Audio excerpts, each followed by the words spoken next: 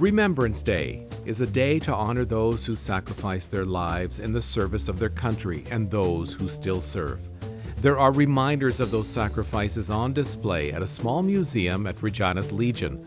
But the Legion itself, like many across the province, are in a battle to survive. It's struggling financially, thanks in large part to the pandemic. Now, some of the Legion's programs, including its support for struggling Army veterans, are at risk of being eliminated. And we're joined by Jody Soloway. He is the Executive Director of the Royal Canadian Legion in Regina. Hi, Jody. Hi. And Ron Hitchcock is President and CEO of Regina's Legion. Hi, Ron. Hi. And we have Clover here. Who's Clover? Clover's my service dog. She's a 4-year-old English Mastiff. And I received her from the Legion a couple of years back. And she is a certified PTSD dog. And that does allow us to, opens the door to give us your background and your connection to the Legion. Before we get to the challenges facing the Legion, what's your story? I joined the military post 9/11, and I joined an infantry unit called PPCLI, Princess Patricia's Canadian Light Infantry. 2006, I deployed to Kandahar, Afghanistan. I was wounded in action during an intensive operation in a small town called Panjwai. We had a airstrike called in. I was wounded quite badly in the neck and lower back and the brain and the lungs. And so subsequently I came back, and over the decade I started showing a lot of the symptoms of the injuries in my brain, one of them being PTSD. And how does Clover help you? I was having severe nightmares for several years.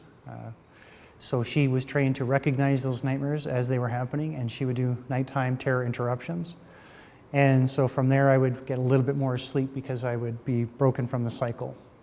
Oh, well, it's great that Clover is here when we get to meet her. Ron, tell us your story. Well, I was in militia in the 60s until our regiment was disbanded, and that's the time that the government was amalgamating all the forces into one color green. So I went on from there to university and other things. So. And you've kept close ties with the Legion, obviously. Yes.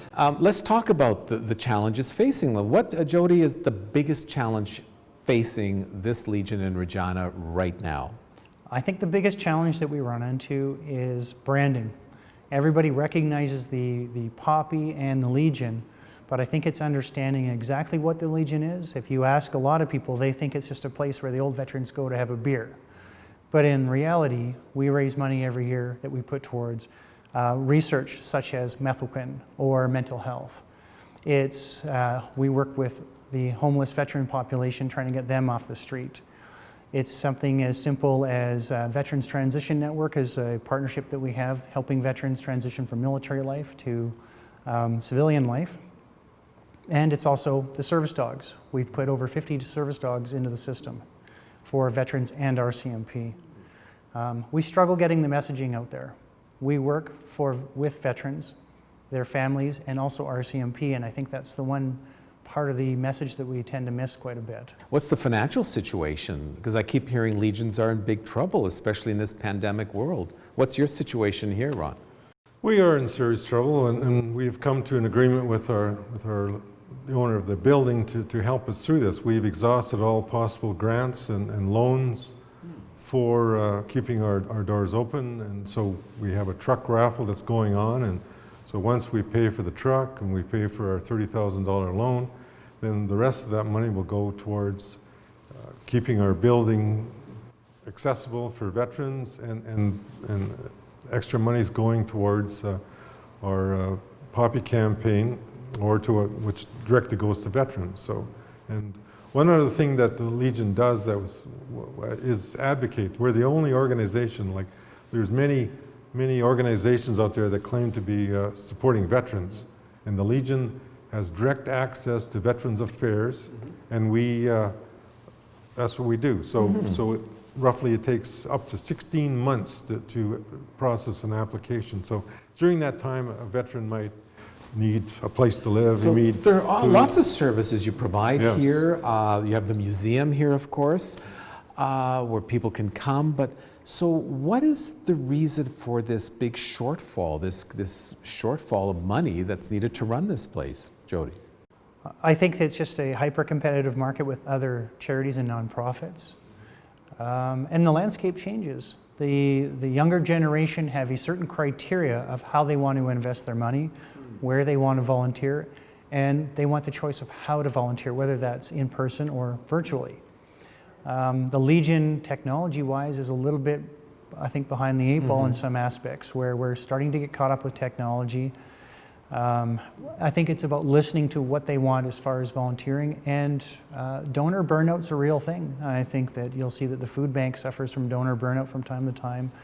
Carmichael's, other local charities who are very successful. But how does it make you feel that the people just aren't coming to the Legion like they used to, given the sacrifices that people who wore these uniforms, went through? How does that make you feel? Well, we're trying to change the image. The Legion is not a building, it's a purpose. And the purpose of the Legion is to help veterans and their families, including current serving members of the Canadian Armed Forces and the Royal Canadian Mounted Police. And that's the image that we're trying to project. In recent years, we've paid more attention to focusing on the RCMP, and we've had a great response from veterans in that category coming to us for help, and we've been able to do so. Speaking of help, you do help, as you mentioned, homeless veterans. How much at risk is that program given your precarious financial situation here? So actually, we helped 2 veterans during COVID get off the streets. It's very expensive because we have to put them into hotel rooms, we have to pay for meals. Some of the challenges they have is they've either lost ID, so they can't get access to a bank account, which might even have a pension sitting there waiting for them. The other challenge too is, and many people don't know this, that the substance abuse issues, the alcoholism, that's all stuff that happens after they've hit the street. And veterans stay on the street longer than their civilian equivalents, by sometimes upwards of 4 years longer. The average age too is about 43 for veterans on the street, with 10% of that being pensioners over 65. But why should that be up to the Legion? I mean, are there not support programs out there to help these people? Like, how does it become your responsibility to help the homeless veterans? Well, what happens because of their mental illness, they're not employable, or in some people's minds, and so then they survive in the street because they're trained to survive, and that's what keeps them out longer. And so then they come to us, and we provide them, we get them started, we get social services involved, we get Veterans Affairs involved, and then eventually it all works out, and there's some great landlords in the city who offer a discount in rent because they're veterans. Let's talk about this beautiful building here on Cornwall Street in downtown Regina. We have the museum, there's the bar downstairs. So what's going to happen to all this, given your situation? Well, we need to get with modern times in order to sustain staying in this place or another place. We have to do something with the museum, and people don't want to come to a museum these days, and so it's a serious expense, and so it has to go. And we certainly don't want to lock it up in some closet someplace. We want to share it with the community of Regina and the country. So we're going to see what we can do. There's a couple of museums in Regina here. The one at the Armories and the RCMP Heritage Center, but also the War Museum in Ottawa. Like there's some things here that should be there. There's beautiful artwork here. Yeah, I mean, what happens to these murals? I mean, they're beautiful. Well, that's the thing too, that we don't want to put those in storage. We want to do something with them, and they were painted by a local painter, Kenneth Lockheed. And the original, I think they were called Regina 5, whatever, the artists. Yep. They were painted in 1956, and yeah, they are priceless. So, and we need to protect them. There's no fire suppression. There's nothing here. So if something was to happen in this building, they'd be lost forever. So you're trying to find a good home for these murals as well. And the bar downstairs, I mean, I have to confess, I associate Legions with bars, in many communities around the country, not just here, of course. And what's the reason for the closure of the bar? It's just for ethical reasons, I think, and integrity. We need to do something that's right. It's bad optics that we're helping veterans with substance abuse issues, and yet we're selling beer. Not that there's anything wrong with beer. I think that it's just, that's not our job. We're not in the business of slinging beers. We're in the business of helping veterans. So what are you hoping from the public here? What do you hope from the people of Regina and Saskatchewan? Because there are many legions out there that are struggling. What are you hoping? Well, in our particular case, the Poppy campaign is well underway, and because of COVID, that I'm sure people are not going to their local stores as much and whatever, and not contributing or donating to the care of our veterans.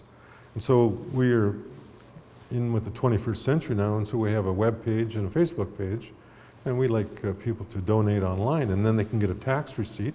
Instead of putting $20 in a Poppy box, they can send it our way, and we'll send them a receipt. Jody, what's your message to the people of Regina and Saskatchewan when concerning the Legion? I would say just definitely come down and talk to us about what we're doing. It's about partnering with other organizations like government organizations, small business owners, and see how you can help out. We don't have all the answers. I'm sure there's a lot of really smart people out there who could make suggestions that would help us further along our mission.